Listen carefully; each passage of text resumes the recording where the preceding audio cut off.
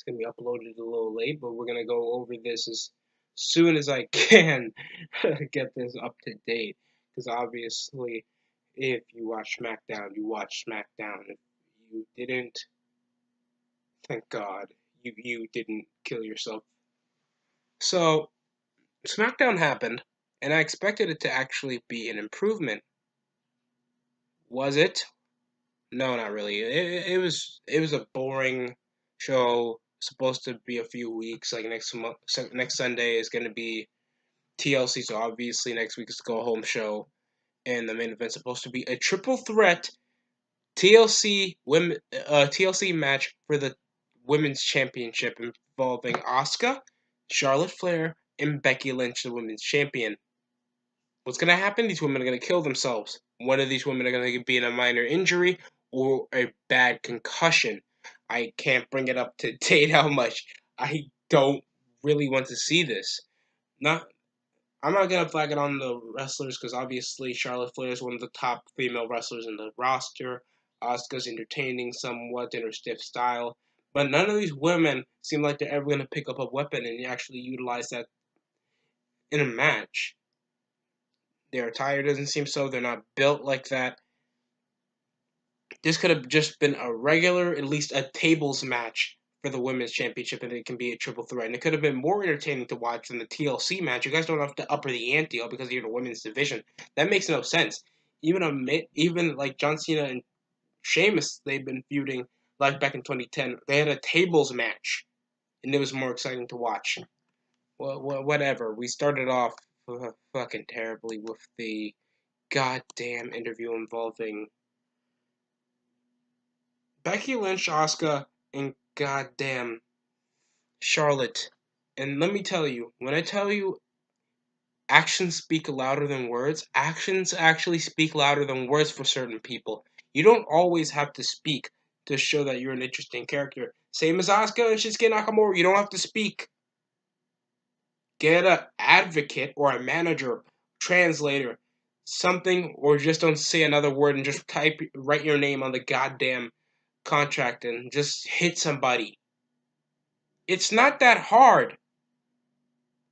But they just put her up as the crazy, stiff, insane, short Japanese woman that just kicks the shit out of you and do nothing else. And she looks like a little child whenever she gets hit with something.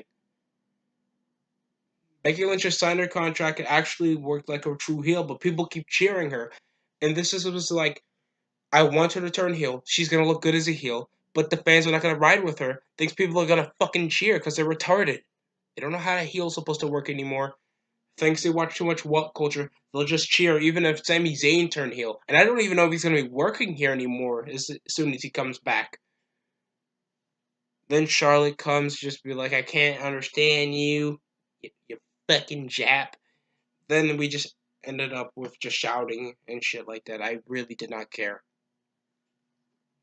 This did not entertain me. This did not build up.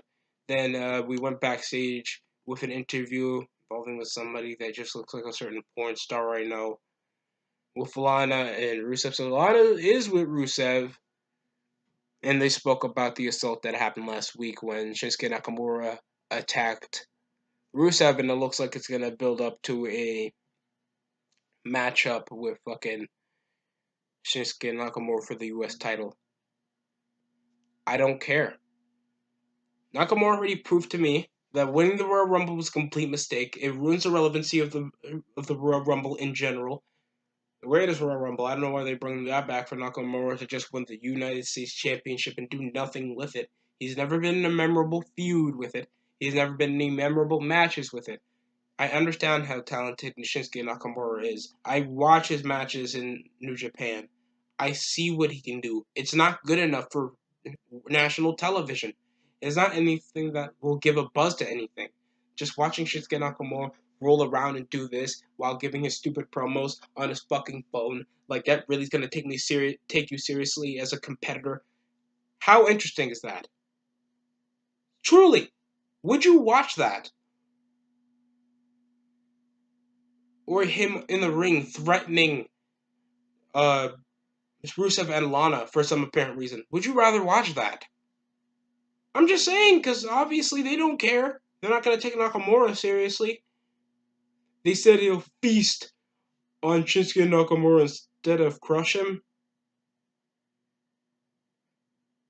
And it was like Rusev did, it just get the pop. So, yeah, I got a little bit of a smirk. Then it was a triple threat match because they're having a triple threat tag for the tag team titles. And it was Jey Uso against Cesaro. I gotta get this right because I had to pull up the source of the results so I can get the names right. This is strictly the reason why I got it, so I don't get the names right. And so I don't get the names wrong. Because obviously they're called the Usos for a reason. They're twins. Fucking and Xavier Woods. And entertaining. It was an entertaining match. I think Xavier Woods did a kip up. Then Jey Uso dabbed him up. Why? There was uppercuts. Obviously in the opening of the match, Cesaro was quite dominant in some parts of it. Because obviously he is. He's athletically and more built than, Xavier Woods and Jey Uso. I think it ended up with with Jey Uso winning a frog splash and interference. This was supposed to build up their tag match, and this is literally, I'm gonna read this. Fucking the triple threat was nuts. It's crazy how talented 3 tag teams are. Well, the individuals. It was a triple threat match against, every individual of the tag team. So you can't just say how crazy the tag team was. The match was good. Next up was Jeff Hardy and Randy Orton. Can we stop? Real quick, because it was a basic match. It was fast-paced in certain areas, and this was supposed to build up for Samoa Joe after what happened. Because the 20th anniversary of Jeff Hardy was interrupted by Samoa Joe bringing up the addiction part of things because of his history for drug abuse and Hardy's drinking problems back in his times in WWE and TNA. So they're trying to build a feud against that. So why didn't you just fucking hit a beer bottle on his head? Do something to build up the tension, then just have a bar and just tease him because Randy Orton beat him off an RKO out of nowhere. It was a really rough thing to watch because Samoa Joe, I know he can be intimidating at times, but Samoa Joe's so fucking non-intimidating. Build up your arms here and actually have an intimidating face instead of looking like a Polynesian sex offender near your local village. Because you obviously don't seem like a guy that's going to win every fight.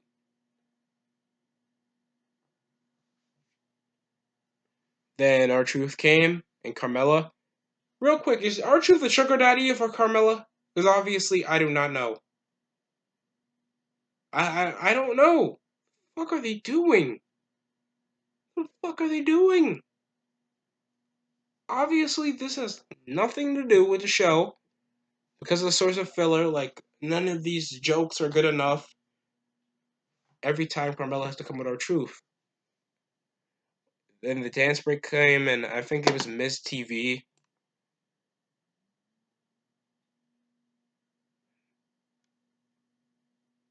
And, Jesus. The main event was AJ Styles versus The Miz. Because there was an interview with Daniel Bryan and The Miz. And it was for reasons over the last few weeks ago. Kicking him in the nuts just 3 weeks ago and winning the title a certain way. He didn't get his rematch. And now they're taking him to TLC. Just lack of build-up. Lack of reasons why they should fight. There wasn't even a contending match taking it. Like, nobody else could fight. All because you won via kicking somebody in the nuts. Or disqualification or count out.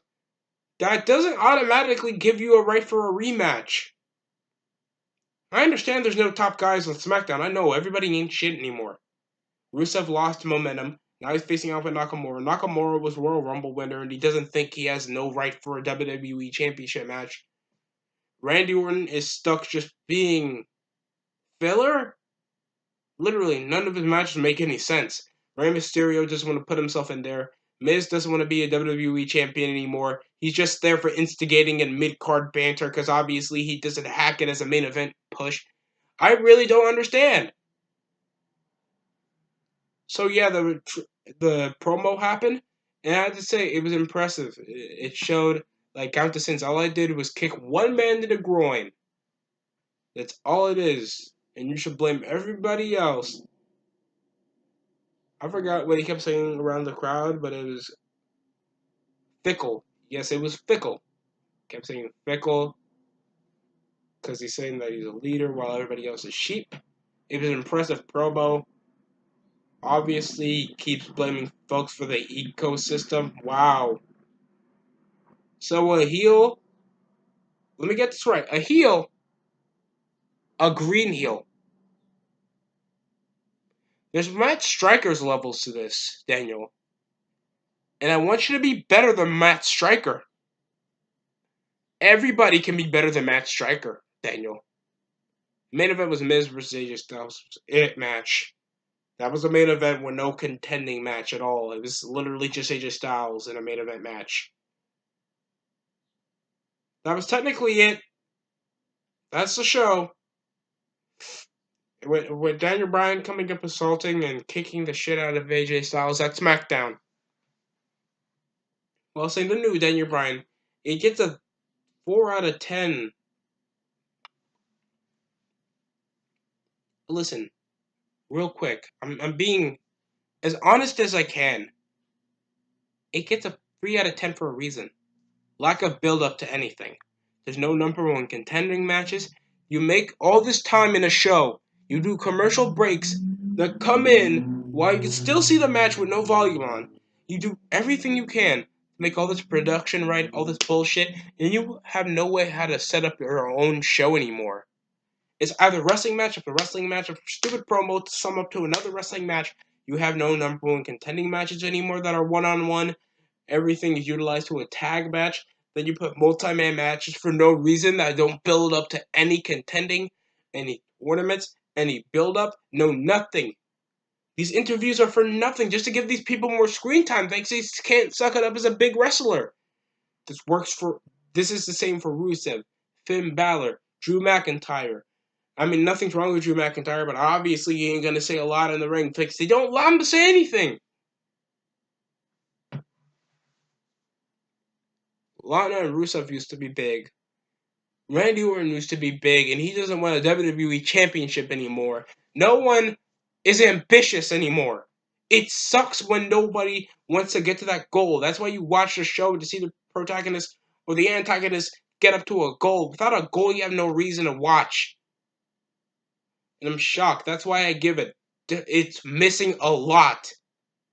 You get a 3 out of 10 for a reason. You missed something. You missed a lot of shit that made the show really bad to watch. And it came with AJ Styles and Daniel Bryan still feuding over the fans. And now they're wrestling just for the wrestling. While these women have a triple threat TLC match, you idiots just have a one-on-one match, all because you kicked AJ Styles to the groin. Make it a Falls Count Anywhere match. Do something. Make the GM get involved. But Paige is with the women's division. She shouldn't be. Really? Really? What the fuck is your problem? What's really the real reason why you do this? And Miz was sorry I messed up on this, but it was really a poor show to watch. And this is shorter than Raw, but it feels like 3 fucking hours. There's a lot of backstage segments, barely any build-up, no story, no theme, no nothing to make sure you get excited for the pay-per-view. It's pay-per-view. That means you can get it for cable. You can watch it for the network. You pay for it. You watch it. It's a lot of time. The pay-per-view is more. Sometimes the pay-per-views are more time than both Raw and SmackDown combined. Please stop. Stop doing this to yourselves. You know Raw and SmackDown can't suck it up, and you think that making the pay-per-view a continuation of a feud is good? That's not. None of these feuds are, like Seth Rollins and Dean Ambrose. I know they're going to be feuding until maybe the Royal Rumble. or until Fastlane or something like that. Shit like that ain't going to cut it, and people are going to forget it. Just like Nakamura winning the Royal Rumble. Just like Shane McMahon winning that crown jewel shit that he still keeps around to make it relevant that that event happened. Like, I really give a fuck that it happened at all. It was a pointless tournament. For a man who won it that wasn't even a fucking wrestler. You have a WWE champion that's take a sudden heel turn for no apparent reason. I get it was against the fans. I get it. He won the WWE title just to lose to Brock Lesnar. What momentum are you getting from this? Really? And next week he's gonna lose because he's been losing for a while. Daniel Bryan never won since that WWE Championship match he had before Survivor Series and shit like that. Like, that really matters. And then we have The Miz that can't do shit anymore. Really can't. Nobody can cut it. SmackDown was piss poor. Thank you for watching. Jesus Christ.